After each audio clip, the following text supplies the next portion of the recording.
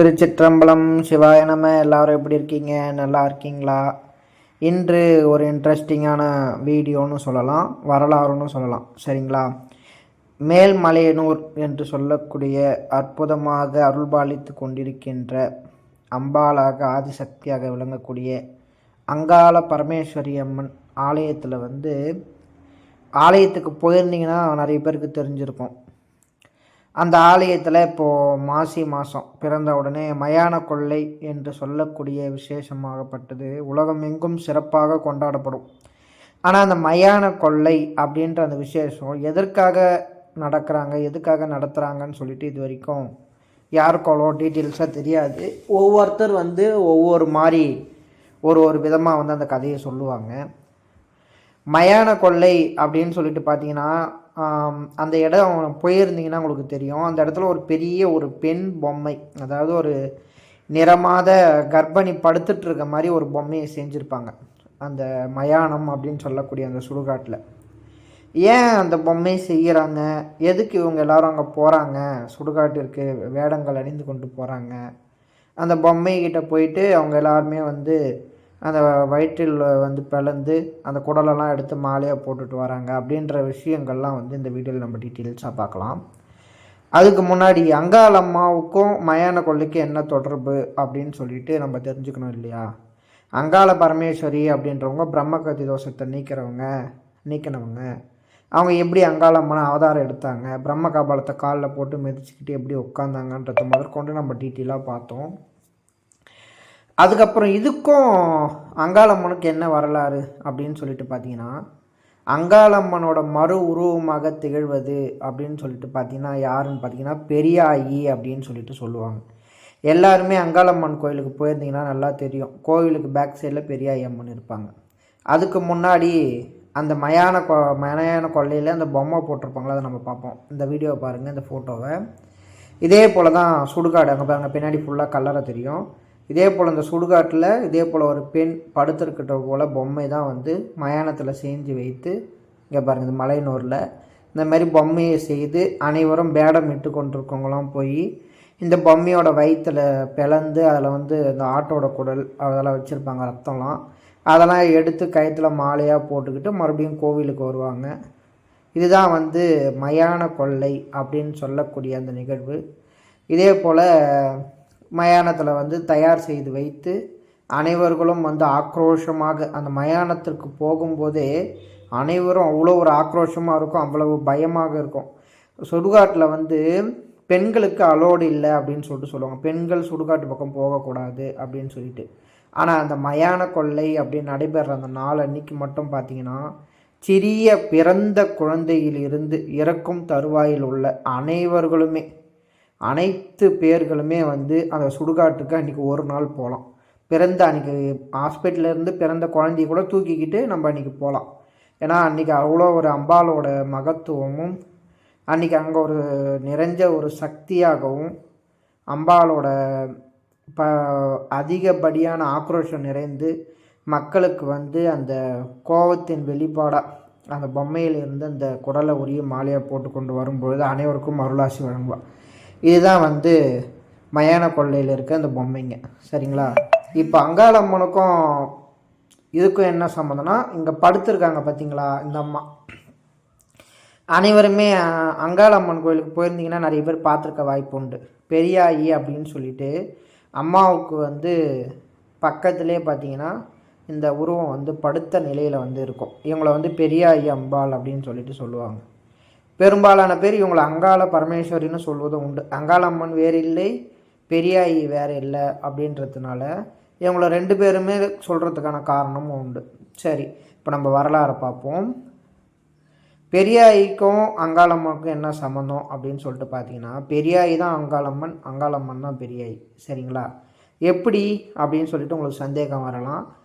ஈசனை காப்பதற்காகவும் பிரம்மகத்தி தோஷம் எடுப்பதற்காகவும் எவ்வாறு அம்பாள் அங்காள பரமேஸ்வரியா உருவெடுத்தாங்களோ அதே போல் தன் கணவனை காப்பாற்றுவதற்காக தான் இந்த பெரியாயி அப்படின்னு சொல்லிட்டு இந்த அவதாரத்தையும் அம்மா எடுக்கிறாங்க. ஒரு சிலர் பெரிய நாச்சின்னுவாங்க, பெரிய ஆயின்னுவாங்க, இசைக்கின்னுவாங்க. அதே போல் ஒவ்வொரு பல பேர்களால் அம்பாள் அழைப்பதும் உண்டு. சரிங்களா? இப்போ வரலாறு பார்ப்போம். ஒரு காலத்தில் வல்லாள மகாராஜா அப்படின்னு ஒருத்தர் இருந்தாங்க. வல்லாள பட்டணத்தில் இருக்கிற ராஜா, சரிங்களா, வல்லாள ராஜா அப்படின்னு சொல்லிட்டு பேர். அவங்க மனைவி பேர் வந்து பார்த்தீங்கன்னா நிசாசினி அப்படின்னு சொல்லிட்டு அவங்களுடைய மனைவி பெயர். அவன் வந்து ஒரு தீவிர சிவன் பக்தன், சரிங்களா, அதிகப்படியான ஒரு சிவன் பக்தன், சிவன் மீது வந்து அதிகப்படியான அன்பு கொண்டவன் அப்படின்னு சொல்லிட்டு சொல்லலாம்.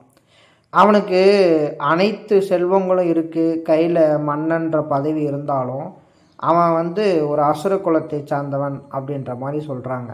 அவனுக்கு வந்து குழந்தை பேர் இல்லையாம், சரிங்களா, குழந்தை இல்லை. அதனால் ஈசனை நோக்கி தவம் இருக்கான் இந்த வல்லாளராஜன். இவனுடைய தவத்தை மெச்சிய சிவபெருமான் வந்து இவனுக்கு வரம் கொடுக்க வராரு. அப்போ வந்து இவன் என்ன கேட்டிருக்கணும், தனக்கு குழந்தை இல்லை என்றால் வந்து குழந்தை இல்லைன்னா வந்து எனக்கு குழந்தை வரம் வேணும்னு கேட்டிருக்கணும். ஆனால் சிவபெருமான்கிட்ட என்ன கேட்குறான்னா ஒரே வார்த்தை தான், எங்களுக்கு குழந்தை வரம் வேண்டும் அப்படின்னு கேட்குறதுக்கு நீங்களே எனக்கு குழந்தையாக பிறக்க வேண்டும் அப்படின்ற ஒரு வரத்தையும் கேட்டுடுறான். சிவபெருமான் வந்து தான் நம்ம ஐயாவை பற்றி தான் நமக்கு தெரியாதா, பரம்பொருள் யார் வந்து கடுமையாக விருந்த அவர் மனசை குளிர்விக்கிறாங்களோ அவங்களுக்கு தான் கேட்ட வரத்தை வந்து வாரி கொடுத்துருவாரு, அப்படியே ஆகட்டும் அப்படின்ட்டு போயிட்டாரு. சொன்ன உடனே கைலாயத்தில் இருந்து அந்த நிசாசினி என்று சொல்லக்கூடிய அந்த பெண்ணின் வயிற்றில் போய் கருவாக வந்து தச்சிட்றார். இப்போது உலகத்திற்கு படி அளக்கக்கூடிய தொழிலை செய்பவர் யார், சிவபெருமான், எல்லாருக்கும் தெரியும். அப்போ இவர் அங்கே போய் குழந்தையாக இருந்துட்டாருனாக்கா அப்போ இந்த உலக மக்களுக்கெல்லாம் யார் படி அளக்கிறது, அந்த வேலைகள் அனைத்தும் தடைபட்டு போயிடுச்சு, சரிங்களா. அதே போல் இன்னொரு விஷயம் என்னென்னா, அது அசுர குழந்தை அப்படின்றதுனால இப்போ சிவபெருமான் வந்து தேவலோகத்தை சார்ந்தவர். அவர் வந்து மீண்டும் போய் குழந்தையாக பிறக்கிறாருன்னா வந்து அசுரனாக தான் பிறப்பார். அப்போ அசுர குணத்தில் அவர் பிறந்துட்டாருன்னா இந்த உலகம் அவருக்கு இருக்கிற சக்திக்கு இந்த உலகம் தாங்கம்மா, இந்த உலகமே அழித்து விடுவார், இந்த உலகமே அழிந்து போயிடும் அப்படின்னு சொல்லிட்டு தேவர்கள் அனைவர்களுமே வந்து நடுநடுங்கி போயிருக்காங்க, சரிங்களா. அப்போது முப்பெரும் தேவர்களில் ஒருவரான விஷ்ணு பகவான் வந்து இதற்கான வழி உன்னால் மட்டுமே முடியும் அப்படின்னு தனது தங்கையாகிய பார்வதி தேவி அவங்க கிட்ட போயிட்டு முறையிடுறாங்க. அப்போ தான் அம்பாளாகிய ஆதிசக்தி என்ன பண்ணுறாங்க, குரத்தி அவதாரம் எடுக்கிறாங்க. மாய குரத்தி அப்படின்னு சொல்லிட்டு சொல்லலாம். நிறைய பேர் பார்த்துருப்பீங்க, அம்பாள் மலையனூரில் வந்து மயான கொள்ளைக்கு வந்து நிறைய பேர் குரத்தி வேஷம் போடுவது உண்டு, அம்பாளை குரத்தியாகவும் அலங்காரிப்பது உண்டு. அதே போல் குரத்தியாக வேடம் அணிந்து மலையனூருக்கு குரத்தியாக வேடம் அணிந்து அந்த வல்லாள பட்டணத்துக்கு போகிறாங்க. ஊசி மணி வைக்கிற மாதிரி, பாசி மணி வைக்கிற மாதிரி, கையில் பச்சை போடுவேன் அப்படின்ற மாதிரிலாம் சொல்லி கொண்டு அம்பாள் வந்து அந்த மயான வல்லாள பட்டணம் அப்படின்னு சொல்லக்கூடிய அந்த வல்லாள பட்டணத்துக்கு போயிட்டுருக்காங்க, சரிங்களா. போகிறப்போ எல்லாருமே கேட்குறாங்க, இவங்க போகிற இடத்துல எல்லா இடத்துலையும் சொல்லிக்கிட்டே போகிறாங்க. என்ன சொல்கிறாங்கன்னா வாக்கு சொல்கிறாங்க. உங்களுக்கு தெரியும் இல்லையா, குரத்தி வந்து கையில் பிரம்பு வைத்துக்கிட்டு அனைவர்களுக்கும் வாக்கு சொல்லிக்கிட்டே போவாங்க. அப்படி வாக்கு சொல்லிக்கிட்டு போகும்போது அப்போ வாக்கு சொல்கிறப்போ அனைவருக்குமே வந்து சொல்வது அனைத்துமே வந்து கரெக்டாக இருக்கான். எப்படி நம்ம அம்பாள், நம்ம அந்த அகிலத்தே ஆள்ற ஆதிபராசக்தி, அவங்க வாக்கு சொல்கிறாங்கன்னா சரியாக தானே இருக்கும்.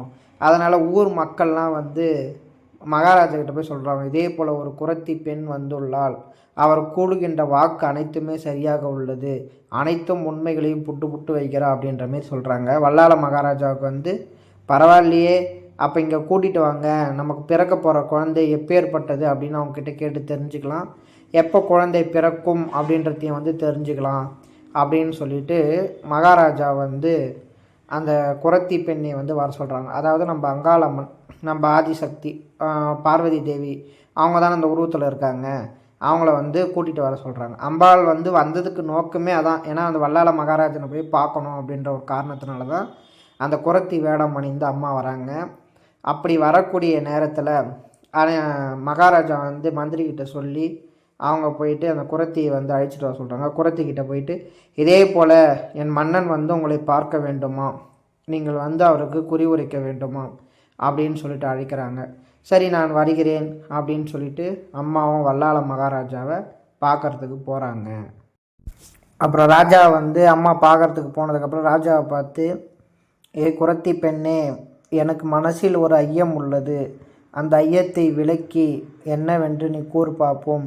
நீ சரியாக கூறிவிட்டால் உனக்கு என்ன வேண்டுமோ அதை நான் செய்து கொடுக்கிறேன் அப்படின்னு சொல்லிட்டு வல்லாள மகாராஜா வந்து அந்த குறத்தி பெண்ணுக்கிட்ட வந்து சொல்லிடுறான். அப்போ அம்மாவுக்கு வந்து நம்ம எதிர்பார்த்த மாதிரியே நடந்துட்டுருக்கு அப்படின்ற ஒரு சந்தோஷத்தில், அம்மாவுக்கு தான் நடந்த கதை அனைத்துமே தெரியுமே, அதனால் ஆரம்பத்தில் இருந்து இப்போ நடந்தது வரைக்கும் எல்லாமே சொல்லிடுறாங்க.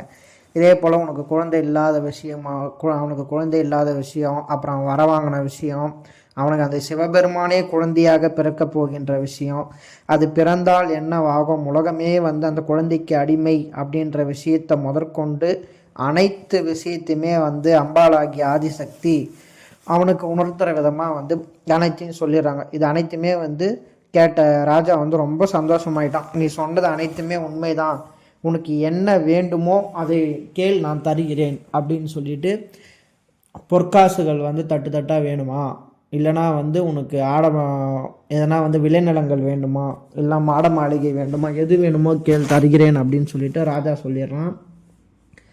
அதுக்கு அம்மாள் என்ன சொல்கிறாங்க, எனக்கு அதெல்லாம் வேண்டாம், எனக்கு தங்கிறதுக்கு வந்து ஊருக்கு வந்து ஒதுக்குப்புறமா ஒரே ஒரு குடிசை மட்டும் போட்டு கொடுங்க அப்படின்னு சொல்லிட்டு அம்மா வந்து சொல்லிடுறா. அப்போ அம்மாவுக்கு பாதுகாப்பாக வந்து கூட வந்து பாவாடை ராயனையும் கூட்டிகிட்டு வந்திருக்காங்க அம்மா. சரிங்களா, பாவாடை ராயன் அப்படின்னு சொல்லக்கூடிய பாவாடை ராயனையும் வீரபத்ரனையும் அம்மாள் வந்து கூட அழைச்சிட்டு வந்திருக்கா, சின்ன குழந்தை போல். அதே போல் வந்து அங்கே குடிசை போட்டு கொடுக்குறான் ராஜா. அந்த குடிசையில் வந்து அம்மா தங்கிட்டு இருக்காங்க. எதுக்கு தங்கிட்டு இருக்காங்கன்ற காரணத்தை சொல்கிறேன். அப்போது நிசாசினிக்கு நிறமாத கர்ப்பிணியாக இருக்காங்க, அதாவது ராஜாவோட மனைவி. சரிங்களா, அப்போது நிறமாத கர்ப்பிணியாக இருக்கும்போது அப்போது நிசாசினிக்கு வந்து பிரசவ வலி அப்படின்னு சொல்லக்கூடிய அந்த வலி வந்து விடுது. ராஜாவுக்கு வந்து ஒரே பயமாகி போயிடுது. இந்த உலகத்திலேயே, இந்த நாட்டிலே யார் மிகவும் சிறப்பாக பிரசவம் பார்ப்பார்களோ அவர்களை அழைத்து கொண்டு வா, உடனடியாக பிரசவம் பார்த்தாக வேண்டும், பிறக்கப் போகின்ற குழந்தை சாதாரணமான குழந்தை இல்லை அப்படின்னு சொல்லிட்டு மன்னன் சொல்கிறான். உடனே வந்து மந்திரி சொல்கிறான், ஏன் அப்படி தேடிக்கிட்டு, நம்ம அன்றைக்கி குறத்தி வந்து நமக்கு குறி உரைத்தாங்க இல்லையா, அவங்க நம்ம ஊருக்கு ஒதுக்குப்புறமாக இருக்கக்கூடிய குடிசையில் தான் தங்கிட்டு இருக்காங்க அப்படின்னு சொல்லிடுறாங்க. சொல்லிகிட்டு இருக்கிறப்போ அப்போ அவங்கள நம்ம கூப்பிட்டு பிரசவத்துக்கு பார்க்க வைப்போம், அவங்க நல்லா பிரசவம் பார்ப்பாங்களாம் அப்படின்னு சொல்லிட்டு அவன் சொல்கிறான். அப்போ என்ன ஆயிடுச்சுனாக்கா, ரொம்ப சிறப்பு, அவங்களே கூட்டிகிட்டு வாங்கன்னு சொல்கிறான். அப்போ அம்பாள் குறத்தி இடத்துல இருக்கிறவங்க வராங்க. வந்த உடனே ராஜா கிட்ட வந்து கேட்குறாங்க, என்ன வயிற்று என்ன பிரச்சனைன்னு கேட்கும்போது, என் மனைவியாகிய நிசாசினி நீ குறி உரைத்தது போல் நிறமாத கர்ப்பிணியாக இருந்தால் அல்லவா, அவளுக்கு பிரசவ வலி வந்து விட்டது, அவளுக்கு பிரசவம் பார்க்க வேண்டும், நீ நன்றாக பார்ப்பாயான்னு கேட்குறாங்க. நான் மிகவும் சிறப்பாக பார்ப்பவள், அதில் நான் கை தேர்ந்தவள், ஆனால் பிரசவம் பார்ப்பேன், எனக்கு தேவையான பொருட்களை கொடுத்தாள் அப்படின்னு சொல்கிறான். ராஜாவும் என்ன வேணும் அப்படின்னு சொல்லிட்டு கேட்கும்போது, எனக்கு பிரசவம் பார்ப்பதற்கு நல்லெண்ணெய் அப்படின்னு சொல்லக்கூடிய நல்லெண்ணெய், கத்தி, ஒரு மண் சட்டி, பிறகு ஒரு முறம் அப்படின்னு சொல்லக்கூடிய இந்த 4 பொருட்கள் வேண்டும் அப்படின்னு அம்பாள் கேட்குறா குறத்தி இடத்துல இருக்கிறவங்க. ராஜா வந்து இதெல்லாம் எதற்குன்னு கேட்குறப்போ, பிறக்க போகின்ற குழந்தை சாதாரணமான குழந்தை இல்லை, உன்னுடைய மனைவி இறந்து விட்டால் கூட பரவாயில்லை, மற்றொரு மனைவியை கட்டி கொள்ளலாம், ஆனால் அந்த குழந்தை மிகவும் முக்கியமானதாகிட்டு அல்லவா, ஆகையால் நீ அந்த குழந்தை பிறப்பதற்கு எதனா சிரமம் ஏற்பட்டால் கத்தியை வைத்து உன் மனைவியின் வயிற்றை கிழித்து குழந்தை எடுத்து விடலாம். பின்பு முறம் அப்படின்னு சொல்லிட்டு கேட்குறப்ப, அந்த குழந்தை வந்து தெய்வ சக்தி கொண்டது, ஆகையால் கையில் எடுத்த உடனே கையில் எடுக்கக்கூடாது, அதனால் முறத்தில் ஏந்த வேண்டும் அப்படின்றதுனால முறம் கேட்குறாங்க. சட்டி எதுக்கென்று அப்படின்னு சொல்லிட்டு கேட்குறப்போ, அந்த இருக்கின்ற அந்த அழுக்கு குடல் அனைத்தையும் எடுத்து அந்த சட்டியில் போட அப்படின்னு சொல்லிட்டு இந்த விளக்கங்கள்லாம் கொடுத்த உடனே அனைத்தையும் ஏற்பாடு செய்கின்றால். அம்பாளாகிய குறத்தி ரொம்ப சாந்த ரூபிணியாக போயிட்டு அந்த அறைக்குள் சென்றவனை அகோர ரூபம் எடுத்து, மகா காளியாக ரூபம் எடுத்து அந்த வயிற்றை கிழித்து, அந்த பூமியில் குழந்தையின் கால் பட்டுவிட்டால் அசுரத்தன்மை பட்டுவிடும் அப்படின்றதுக்காக அந்த முறத்தில் அந்த குழந்தையை தாங்கி ஒரு கையில் குழந்தையும் மடியில் நிசாசினியை போட்டு குடலை அள்ளி மாலையாக போட்டுக்கொண்டு அகோர ரூபம் எடுத்து, கேட்ட சத்தத்தை கேட்டு வந்த மன்னனை காலில் மிதித்து மகாரூபிணியாக அமர்ந்து, இப்போ எல்லோரும் பார்ப்பீங்க, இந்த ஃபோட்டோ நல்லா பாருங்கள், ஒரு கையில் குழந்தை, மடியில் வந்து நிசாசினி, கீழே வந்து அந்த ராஜா இருப்பான். இதே போல் அகோர ரூபம் எடுத்தாங்க. பிறகு சிவபெருமானை பூமியில் கால்படாமல் இரண்டாக கிழித்து உள்ளே இருக்கிற ஆத்ம ரூபத்தை மறுபடியும் கைலாயத்திற்கு அனுப்பி அவருடைய மீண்டும் பழைய நிலைக்கு திருப்பினாங்க. இதுதான் பெரியாயியோட கதை, பெரிய நாயி அப்படின்னு சொல்லக்கூடிய அம்பாலோட கதை.